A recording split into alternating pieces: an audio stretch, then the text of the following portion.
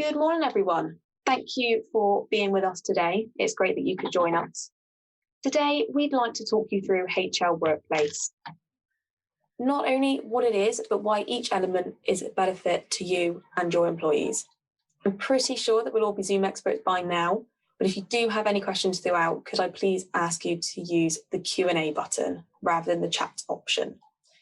My colleague Christian is working behind the scenes to keep an eye on the questions coming through, and we will do our very best to answer as many as possible during the live Q&A at the end. We're hoping to keep this session to 45 minutes, so without further ado, let's move on to some introductions. I'm Zoe and I'm part of the team at HR Workplace. You have probably seen my name on the bottom of all the HR emails that you receive. Here at HL, we work with lots of companies to help employees value their workplace pension and the employer have confidence in what they have to offer. Our first panellist today is Richard. Richard has loads of experience working with our clients at HL, and he'll be giving us an overview of the HL service. Great that you can be with us. Hi, Richard. Morning, Zoe. Good to be here. Morning. And we also welcome Claire. Claire is from our financial wellbeing team who are on the ground delivering financial education to employees week in, week out, albeit very virtually at the moment. Good morning, Claire. Morning, thanks for having me. And next we have Alistair. Alistair is our senior client relationship manager, and he is always on hand to help his clients with whatever they need. Alistair, like me, is stuck out in the sticks, so let's hope that our internet holds for the duration. Good morning, Alistair. Good morning. Morning, Zoe. Nice to be here. Nice to have you with us, Alistair. And finally, we have Marie. Marie is one of our implementation managers and makes implementing a new HL scheme seamless for the client. Thanks for joining us today, Marie.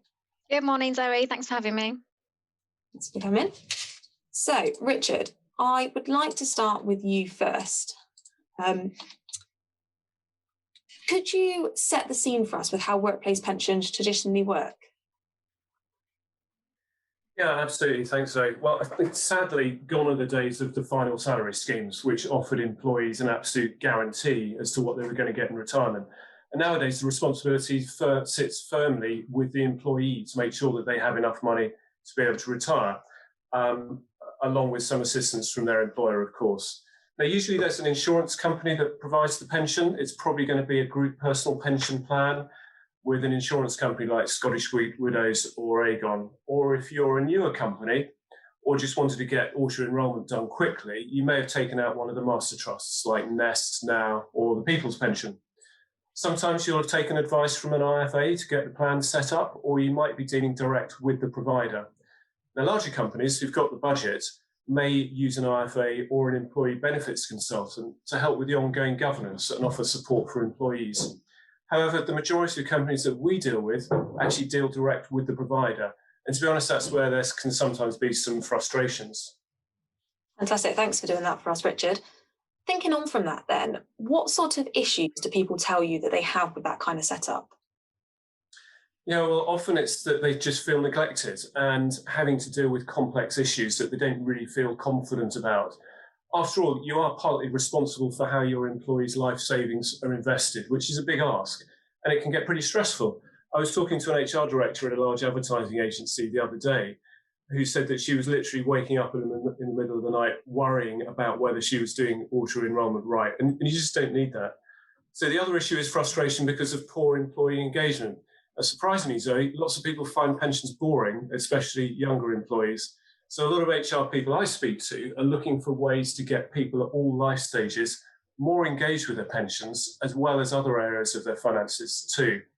So if you just think about how much money your company is spending on pensions, the employer contribution has to be at least 3% of salary roll, but often we see levels of somewhere between 5 and 10% contributions. So it's really expensive. And if employees aren't valuing that, then it's pretty much a waste of company money. Fantastic. Thank you for that, Richard. So now that we understand how workplace pensions normally work, can you tell us how HR Workplace differs to what sort of our audience may have in place already? Yeah, absolutely. Well, the HR workplace service is different because it's effectively a one-stop shop for you and your employees, providing all of the sort of the financial services that you typically expect from both a pension provider and an advisor. So if we look at it from your employees' point of view, they'll have access to a digital pension, have to have that in place nowadays for auto enrolment, and that pension is really easy to keep track of via the HL app. If you've got employees approaching retirement, we'll proactively reach out to them and support them in their final decade or two of work.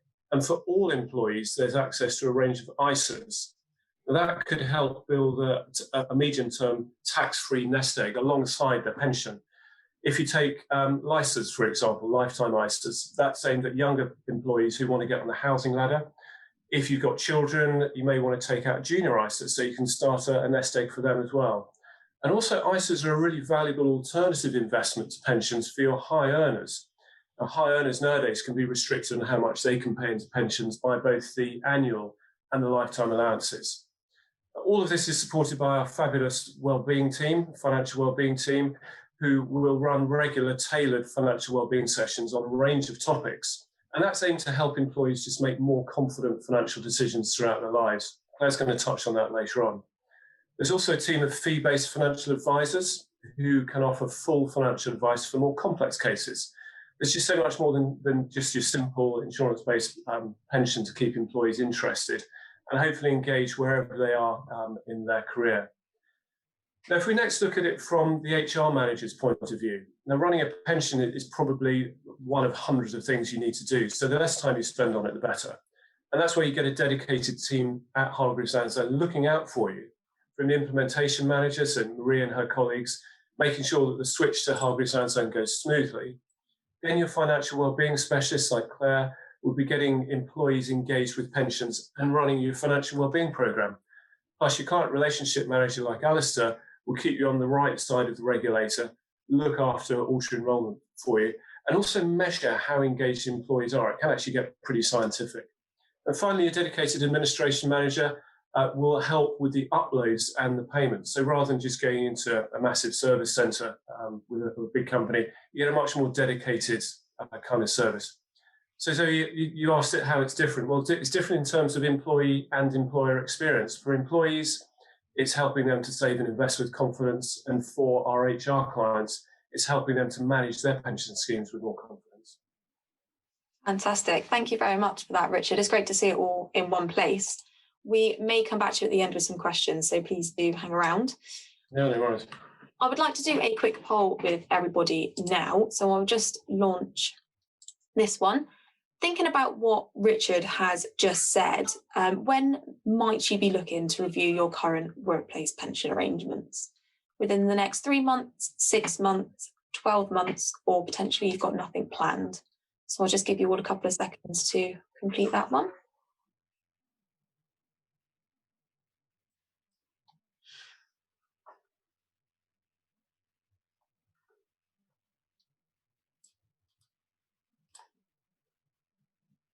Got a couple more people. Fantastic. I will end the poll in there.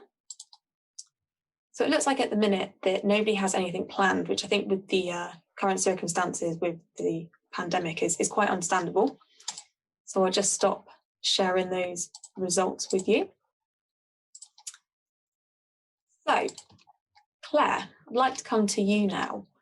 Financial wellbeing has become an essential part of our clients' overall wellbeing strategies, and you and your team are at the very heart of it. You've been working with lots of companies to help them feel more confident with their finances. So could you tell us a little bit about what you and the team do on a daily basis?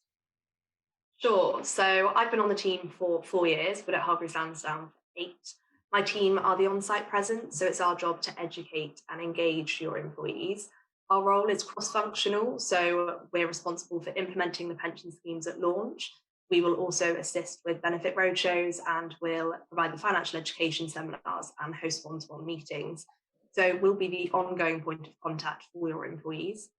We're a team of 12 and the vast majority of us have the regulated financial planning diploma, and those who haven't, they're studying for it at the moment. It is a young and dynamic team, which often brings a different spin to what are dry and complicated topics. Prior to the pandemic, we would be based at employer offices 3 or 4 days a week, and our typical day would start with a presentation and then be followed by the one-to-one meetings. Although the last 15 months, we've done everything through web conference systems and through video calls. And thankfully, that's a transition that's been really well received. Fantastic. Thank you, Claire. So since the pandemic has hit, understandably, there has been even more of a spotlight on financial well-being. And I know you and your team have had to evolve this over the years, especially more recently. So can you tell us a little bit more about how HL deliver the financial education? So pensions are our bread and butter. Ultimately, that's where the employer contribution gets paid on a monthly basis, but good financial literacy is about so much more than just pension. So over the last couple of years, we've really spent a lot of time perfecting our holistic financial wellbeing programme. There are between 12 to 15 different topics, and those will evolve throughout the year dependent on what's topical within the industry, but also in line with any regulatory changes. So for instance, last year in April, in response to the market downturn caused by COVID-19, we actually held numerous market update webinars where we discussed the history of stock markets, really explaining that stock market downturns aren't a one-off event. We looked at the different considerations for individuals in a falling market when you're investing and the impact of pound cost averaging. So for many of our younger clients, actually, that was the first time that they'd experienced a downturn, so they did have a lot of questions. There is something for everyone. There is something to suit every life stage across the financial wellbeing programme. So for example, those people in their 20s or early 30s, generally their main financial priority is looking to get on the property ladder. So we want to make sure that they save as efficiently as possible and their money works as hard as they do. I've lost count of how many clients have said, why aren't we taught this in pension meetings or after financial education webinars? And the reality is that most school curriculums don't teach aspects such as how to get a mortgage or the impact of compound growth. So we're really there to fill in any gaps. Fantastic. Thank you, Claire. You touched then on different topics that you do. So could you give us an idea as to sort of what these sessions look like and some of the subjects that are involved?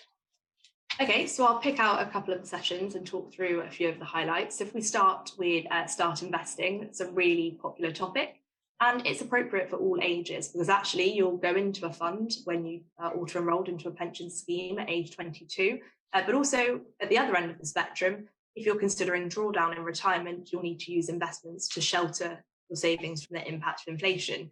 And of course, investments can be used outside of pensions for more medium to long-term savings.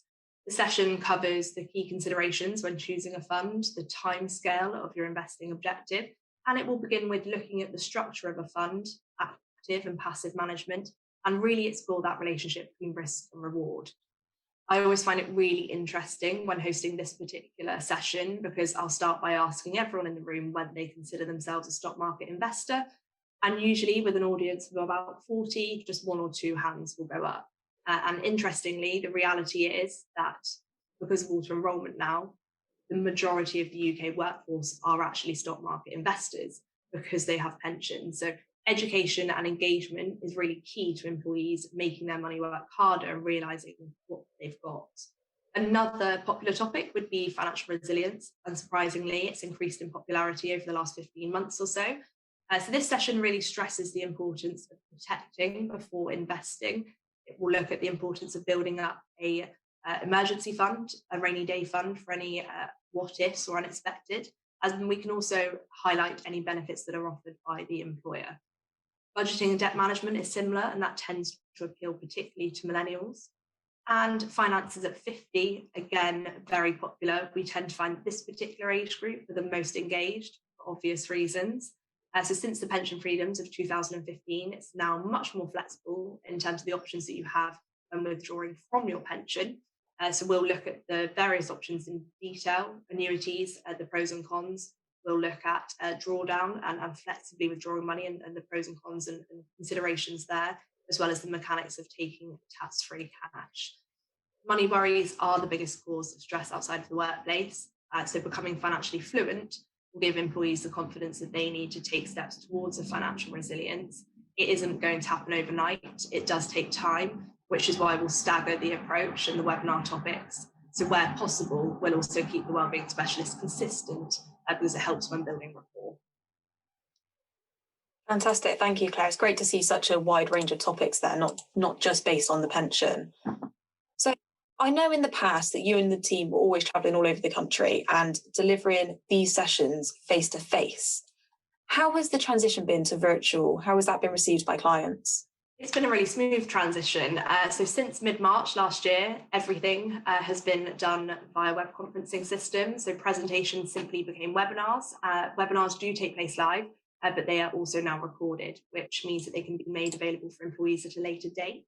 And we actually find that that makes it easier and more convenient for staff to engage at a time that works for them, particularly if they can't attend on that day at that particular time. I've also found during live webinars, we're receiving more questions on average because the webinar system allows people to submit questions via the Q&A function, and they can do that anonymously. They don't have to ask their questions in front of their peers. All one-to-ones conducted, again, have taken place either by phone or by Zoom, and that's over 4,000 meetings. So it's really telling, I think, that our survey feedback hasn't decreased. In actual fact, it's increased slightly. And that's because from an employee's perspective, nothing has really changed. We can share our screen, and that means that we can share visual aids to aid the conversation and to propel that forward. So we can still delve deeper into topics they don't really quite understand. Moving forwards, I would expect that as a team, we'll retain some of those virtual aspects, even when we're back on employer sites. Yeah, I think I would agree with you there, Claire. I think there'll be still some element of virtual. You touched then on the one-to-one meetings, and I know that our clients believe that they are probably the most valuable part of our service. And like you mentioned then, they're really popular. So could you give us an idea as to what you typically get asked in those sessions? Honestly, one-to-one meetings really vary, and that's because we're happy to be led by the individual. We want to ensure that they get what they need from the meeting. So for high earners, for instance, we might discuss tax efficiency and rules around the tapered annual allowance, which might restrict how much they can pay into a pension. For others, a popular tool is our pension calculator, where we can project what their pension might be worth at a desirable retirement age, and then talk around the costings of what they would miss from their net pay if they were to uplift their contribution basis. It's really common that we would talk the relationship between risk and reward when it comes to investing, the power of compound growth. And then over the last 12 months or so, clients and employers have become more inquisitive around the possibility of greening your investment. So looking at responsible investing and the ability that you can now actually invest along with your personal views. Fantastic. Thank you very much, Claire. It's great to have a bit of an overview as to what you do. Again, like Richard, I'm sure there'll be some questions for you at the end, so please hang around. Will do. So, Alistair, I'd like to sort of come to you now. Claire has just given us a really great overview of how she works with employees, but you're there to support the employer. So can you tell us what that looks like? Yeah, sure. Morning, Zoe. So my role is I'm in the client relationship team. I've actually been at HL for over 15 years. Most of that time, I've been in the kind of workplace pension team. And really, I suppose my role is really to ensure that clients are getting the most value out of the scheme. And I appreciate that sounds a little bit vague, so I try and expand on that a little bit. Because, running a pension scheme is not straightforward, or I should say, running a successful scheme is not that straightforward, and certainly not without effort. But I think where there is a shared responsibility between the pension provider and the employer, you really can get a really good scheme going and get really good levels of engagement. And I do come across lots of companies who simply want a scheme that's auto-enrollment compliant, minimal hassle and fuss, and that's it. And they don't want to put much more into it than that. And that's fine, but those companies shouldn't expect, high levels of engagement or understanding. And I think that's a shame, because if you have, people that understand the pension, then they cannot by definition appreciate it. And therefore, the money that you as an employer are putting in is pretty much money down the drain, as Richard was alluding to earlier. But I think if you can help employees understand pensions and sort of unlock that understanding, and then you really can empower them to take control, and it becomes a real benefit and that's obviously going to be better return on investment for you as the employer. Fantastic, thank you, Alistair. It's great to see sort of a dedicated person there to help the employer, not just the employees. So you touched then on member engagement. If an employer wants to start to boost the engagement amongst their workforce, where would they start? Yeah, great question. So I think the starting point for boosting engagement is really to actually understand where you are right now. And I think for a lot of companies that is a real mystery, because it's really hard to get your hands on really good data.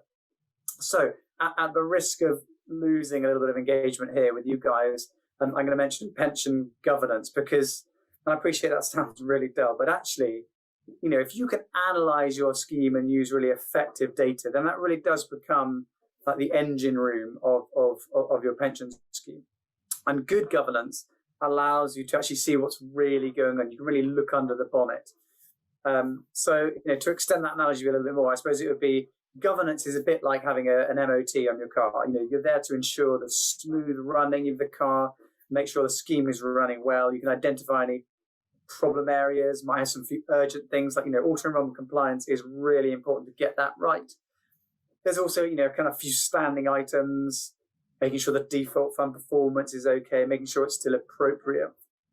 But I think for lots of schemes, that's pretty much where governance ends. And I can see why, it can be a little bit dry.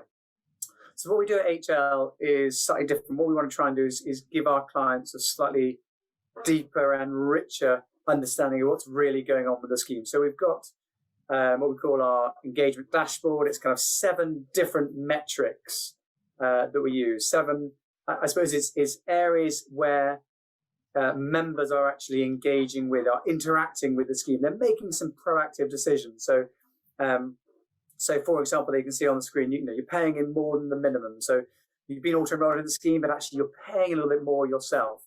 Or it might be that you're making your own investment choice, so choosing to invest outside of the default fund.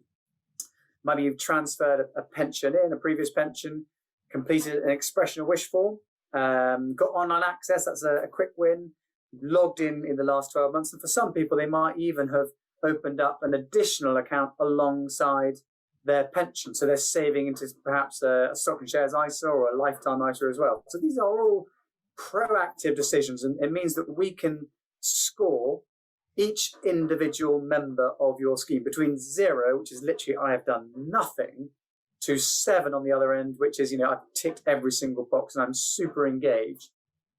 So then that allows us to score your entire scheme. So we can give you an overall score. And that's very useful because it means that you can see progression over time to see if you're managing to increase that engagement. And you can also compare yourselves against other sort of schemes in the same sector.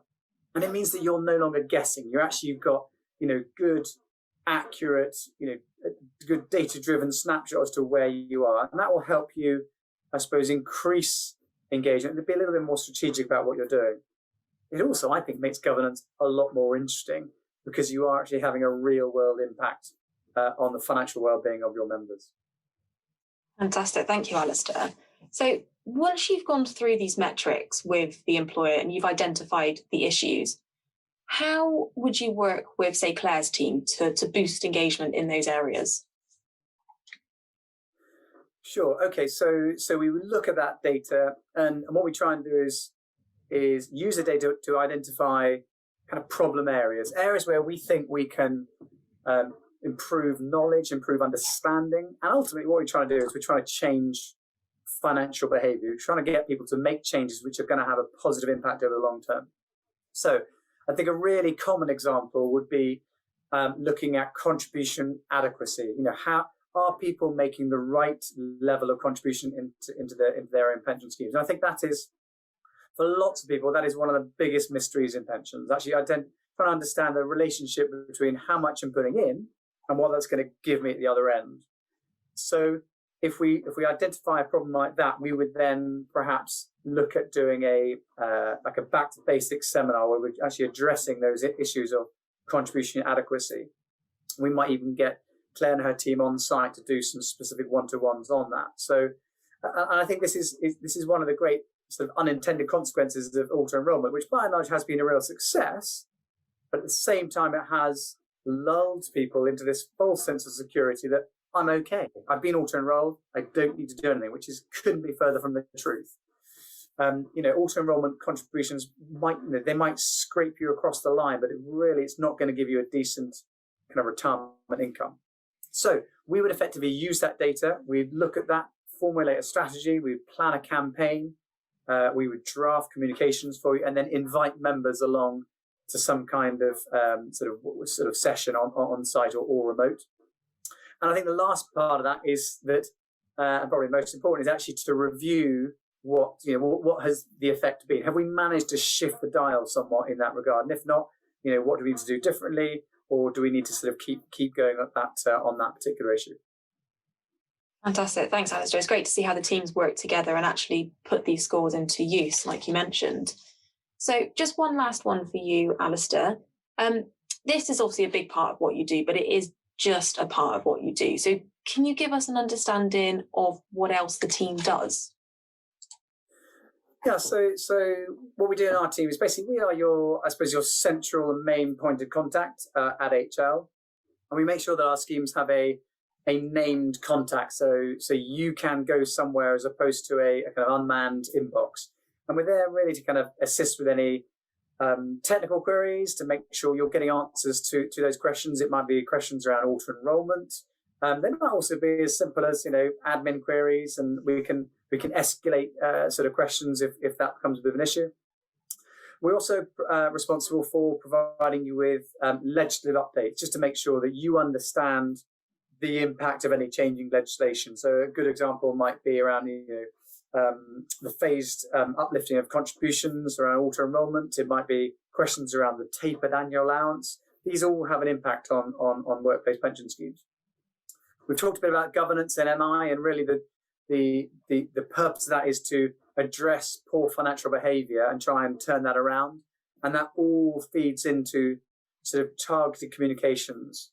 So we're supporting your members to make better decisions. And again, we're trying to all of this is about driving up member engagement in order that they will get the best possible chance of retiring with enough money.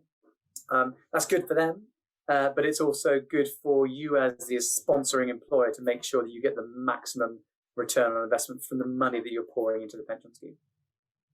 Fantastic. Thank you very much, Alistair. I've already seen a couple of questions come in, so we will definitely be coming back to you at the end. So I'd just like to do one last poll now with everybody. So I'll just launch that one now. Based on what you've heard so far today, if you could have any more guidance, what would it be? This one is a multiple choice, so please do pick whichever apply. We've got pension engagement, scheme administration, governance, financial wellbeing, or auto-enrollment. So I'll just give you a couple of seconds to complete that one. Fantastic. I think votes are in, so I will end the polling now. And we'll just share the results there with you. So pension engagement and financial wellbeing are up there. Also auto-enrollment as well, which is interesting. So let me just stop sharing those results now with you. So Marie, thank you for sitting there and waiting so patiently. It's your turn in the hot seat now. A lot of people are put off switching their pension scheme, as it can seem like a lot of daunting work. Obviously, you're here today as our implementation manager. So how much work is involved for the employer? Yeah, hi, thanks Zoe, and thanks everyone for sticking around for me. Hopefully keep this fairly short and sweet for you, but I want to tell you a bit more about the practicalities of changing pension schemes. So absolutely right, it can seem a bit of a daunting process, changing provider, getting used to new processes. That's exactly why I'm here. So my role as implementation manager involves project managing the launch of new pension schemes and being the main point of contact from start to finish. So as soon as you've made the decision that you're going to move provider, I'll be there then to help you with the transition. It really means that you can shift a lot of the burden from What do you need to think about? All of those sort of questions from you to me. So I'm asking all of the questions that you need to consider as an employer. And I can also be sure that we'll be telling your employees everything that they need to know about the change. Fantastic. Thanks, Marie. So can you tell us a little bit about what the timeline would look like and the steps that you have to take sort of from changing to actually launching? Yeah, so initially we'll get together to talk about how things are working currently. So we'll spend some time going through everything so that we'll go into detail about how your scheme's currently operating, what your admin processes are, if there's any areas where you might need any extra support from me. That means that then I can put in place a timeline for you and a project plan. Some transitions might need to kick off with a consultation period for your employees. And if that's the case, then we'll be able to ascertain that right at the start. We can help you to put that into place, produce some comms and communicate with your employees about it, make sure that that doesn't cause any sort of major delay for you. Typically from start to launch, we're looking at around a 3-month period, and I'll put in place the milestones for you and keep in touch regularly. So we'll check in normally every 2 to 3 weeks. That's so that I can keep you updated, make sure that we're on track, and so that at every stage you know sort of what's coming next, and if there's anything that's coming your way that needs action, or if you might need any help with completing the application, things like that. And then aside from the essentials along that timeline, so the essentials being due diligence on our end, the fact finding about your current scheme, getting in touch perhaps with your old provider, making sure we're setting it up as it needs to be.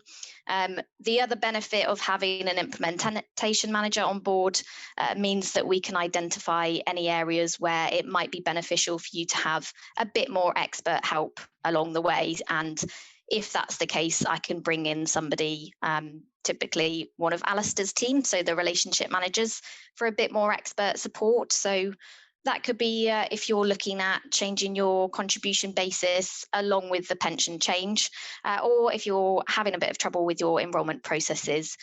Any areas where I can sort of pick out you might need a bit more help with them, then it's really beneficial to bring in an expert to make sure that you're comfortable before the launch. And HL also operates a separate salary sacrifice advice service, which you can use. So you'd be dealing with a separate specialist for that. However, they do link in really closely to me. So it means that you could run that alongside the pension implementation, and you can really sort of streamline those two movements into just one. Fantastic. Thank you, Marie. So it looks like you cover, well, pretty much everything for the launch, but do you discuss any ongoing admin at all? Yeah, absolutely. So from experience, actually, it's one of the things people are most concerned about from an HR and payroll perspective, just knowing exactly what that's going to look like. So how do they make payments? How do they send over new joiners for us to put into the scheme? So I'll put in place a sort of an admin and a process workshop really with you, but also with any other third party that's involved. So often you might have your payroll provider who's uploading the payments or sending us over data. So I'll set up sessions with whoever's involved and make sure that you're comfortable with the day-to-day admin that you'll be dealing with after launch. We have 2 separate portals on our end that you and any of your third-party providers can use for uploading payments and for sending us over any other data for the scheme. Fantastic. So it sounds like you are there sort of as the dedicated contact to get to the launch, sort of the launch date. But communicating a new pension scheme to your workforce may seem a little bit, where do we start? So how do you support that bit? How do you support the actual communication of the fact that we have a new scheme and this is what it is? Yeah, so that is all part of the process and where my role covers as well. So I'll coordinate our internal teams to produce the comms for you. So that will be a series of emails to let them know about HL and their new pension. And I'll also link up with Claire's team, the financial wellbeing specialists, so that we can put in place some financial education launch days. And we'll have the booking links for those in the comms that the employees get. So that'll be the introductory financial education webinar and one-to-one meetings that they can book in. Really, we're looking at providing a steady stream of information for your employees. So emails in the month coming up to launch, and then those launch sessions with Claire's team just at the start, just trying to engage them as much as possible. And one of the things with the comms as well, where we like to get you involved, really, just to make sure that they are exactly what you want and that they're coming from HL in partnership with you. So depending on your company size, we can make those bespoke, and so they're branded, they fit the style of your internal comms. I'll get your input so that they look how you want. So whether that's sort of particular imaging that you use within the company, or a particular fact sheet for employees, sort of anything that you want to be communicating to them. So to sort of sum up my role, whatever area that you need more support in, whether that is on the communication side of things, or if that's more on the HR and admin side of things, that's exactly what I'm here for. In short, having an implementation manager on board means that you have got that one dedicated person to manage your transition. And very simply, my role is to make it as easy as possible for you, and to help you with any and all questions along the way. Thanks, Marie. I think what you just covered sort of has made it seem a lot easier for the client. Fantastic. So I'd like to come to some live questions now. Christian has been keeping an eye on these in the background and has sent me a few over. So Claire, I'd like to come... Actually, no, Richard, I'm going to come to you on this one. Somebody has asked, the financial wellbeing topics that we cover look perfect for them. However, they are probably not going to be looking at changing pension provider this year. So they would like to know if we offer financial wellbeing as a standalone. Yeah, really good question. I think if you'd asked us that a couple of years ago, we would have said no. But during the pandemic, we realised there was a great deal of demand for financial wellbeing, where people just weren't in the position to be able to think about anything else apart from their wellbeing of their clients. So we actually launched a standalone fee-based financial wellbeing service, so that Claire and her colleagues can offer that service alongside any other pension provider. So the answer is yes, absolutely, and something that we could be happy to talk about. Fantastic. Alistair, one for you here. I like the sound of having a client relationship manager, as I manage our scheme on my own and often have questions. How often would we be able to contact you? That's fairly straightforward. You can contact us whenever you like. We are there to provide that service, to answer your questions whenever you like. So any ad hoc queries, we can deal with those. I would say that in addition to just being there and being able to sort of assist in any way we can, we do have a kind of process where we try and do governance on at least an annual basis. So we'll sit down and actually thoroughly go through the scheme, so, going through all the MI, like I was talking about earlier. Some schemes do that twice a year, but once a year is perfectly adequate to get the most out of the scheme. Fantastic. Claire, one for you here. Somebody has said, as a business, we have traditionally shied away from offering financial wellbeing advice and have seen it as our employees' responsibility to seek it for themselves. However, recent events have changed their thinking, and they would like to now offer financial wellbeing to their employees. But do you offer this as an advice-based service? So no, it is all information, not advice. So we will provide the bigger picture, we'll provide all of the considerations, but we won't tell an individual which route might be the best for them. We can signpost further guidance as well. I think offering wellbeing and financial education within the workplace simply just makes it easier for individuals to access. We know from a lot of surveys that individuals are time poor, and that quite often is why they have limited engagement and limited education. So the ideal is that you make it as easy as for your staff to access, that means that they have better peace of mind, they have more confidence when dealing with their finances, and hopefully that then leads to greater productivity as well. Lovely, thank you. I think we've got time for one more as well, so I'll come to you for this one, Richard. Somebody has said that they're not necessarily looking to change their current scheme, but they would be interested to see how we stack up sort of price-wise compared to what they have in place at the minute. So they want to know if we offer any sort of benchmarking exercise. Yeah, and that's the sort of thing we do all the time, actually, to be honest. So how does your existing scheme stack up against what we're offering? So we're pretty familiar with most of the other offerings from other pension providers. We do deal with them all the time. So yeah, we would initially say, well, look, put a line down the middle of the page and compare charges, default funds, makeup and performance, levels of service, all things like that. So yeah, that's something we'd be happy to do. Fantastic. So that is it from us today. I do hope that you found that session useful. We do have a very handy pensions pocket guide, so we'll be in touch in the next couple of days to make sure you get a copy of that, which may answer some further questions of yours. But if you have got any sort of burning questions that we've not had a chance to come to today, then please do email us. Our email is workplace@hl.co.uk. You can also check out our videos and our recordings on YouTube and connect with us via LinkedIn and Twitter. Thank you for joining us today. Stay safe and have a great day.